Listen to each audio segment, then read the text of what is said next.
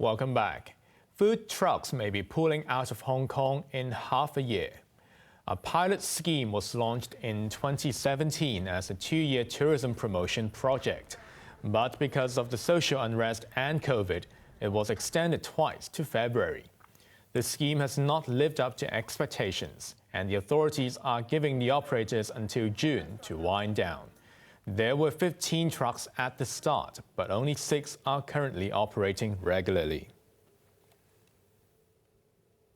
4 men have been arrested on suspicion of inciting others to organize illegal assemblies tomorrow. Chief Inspector Tai Ti-bun said they are also accused of inciting others to cause grievous bodily harm and to carry out criminal damage.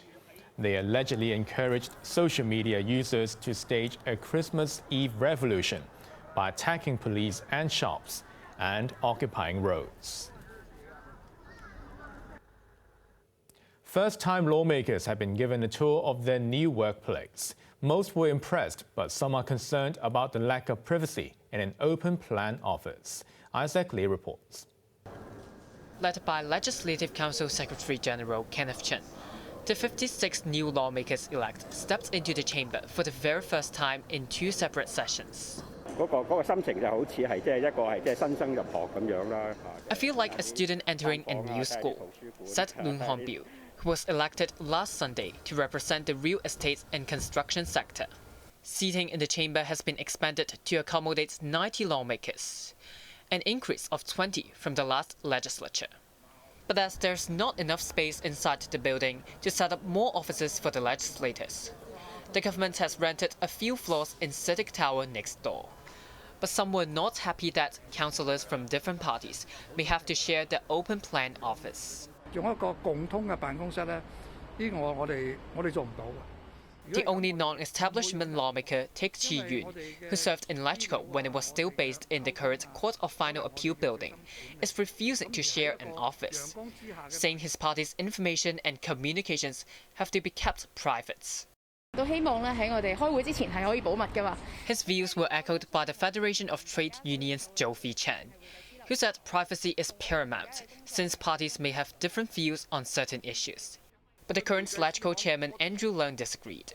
He said the Civic Tower premises were previously rented by an international accountancy firm, which had high privacy requirements. Leung added that personal and shared offices are also available. Isaac Lee, HKIBC. The authorities have been urged to step up action against illegal petrol stations by providing more manpower and resources. The call came after the Ombudsman found that the Fire Services Department has a task force of only 7 people, but there were around 350 spots illegally selling fuel. In the past 5 years, no one was jailed for operating an illegal petrol station. Instead, they were fined between $5,000 and $50,000. The Ombudsman said this hardly served as a deterrent.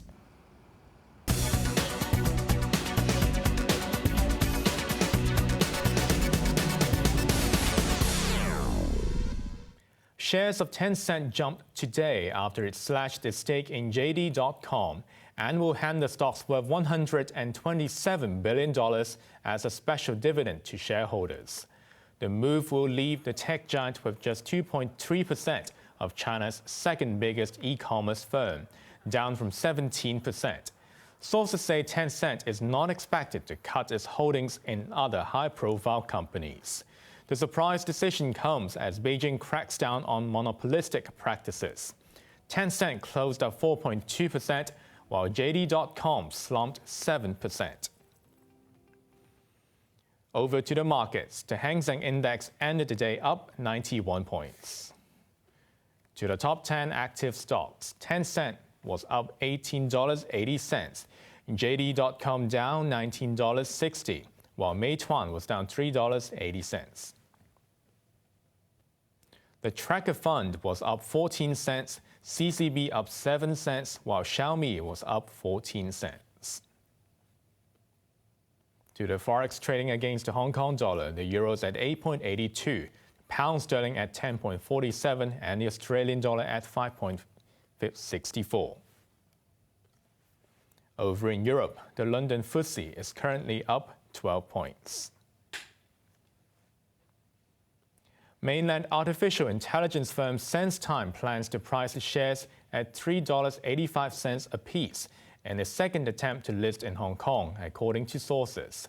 At that price, the startup will raise $740 million.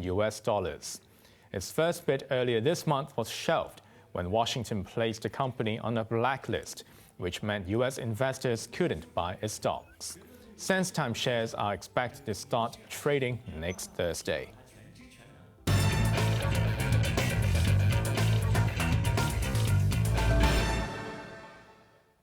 For the second consecutive games, NHL players will not be able to represent their countries at the Winter Olympics. The NHL announced that participation in Beijing was no longer feasible after COVID caused profound disruptions to its regular season schedule. The league initially set a 2.5-week break in February for the Olympics, but that window will now be used to play games which were postponed since last weekend. The organizing committee in Beijing expressed regret over the decision, but a spokesman said he was convinced that there will be enough safeguards for incoming athletes. On to the weather now. Mainly cloudy with rain patches on Christmas Eve at first, but you can expect bright periods later. Temperatures will range between 18 and 22 degrees. A mixed bag on Christmas Day, and it will be a wet Boxing Day with the mercury dipping to 11 degrees. Now let's take a look at the weather around the world.